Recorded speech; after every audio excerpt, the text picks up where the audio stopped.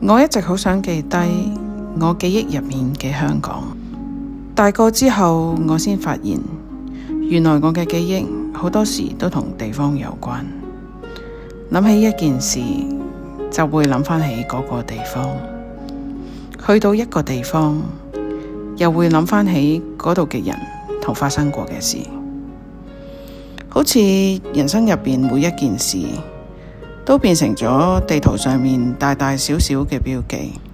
後來我慢慢發現，原來記憶呢，唔係想象之中咁可靠，個腦都會不知不覺之間修改咗少少，可能跟住當下嘅情緒、諗法，又或者係我想相信嘅版本去改少少，最後印落嚟嘅未必係原本嘅樣，但可能反而更加接近我真正記得嘅呢個城市。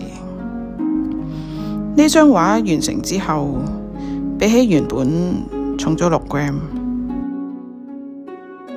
多出嚟嘅係印泥顏色嘅重量。如果將我過去嘅人生平均分返落去，每1g大約係7年時間。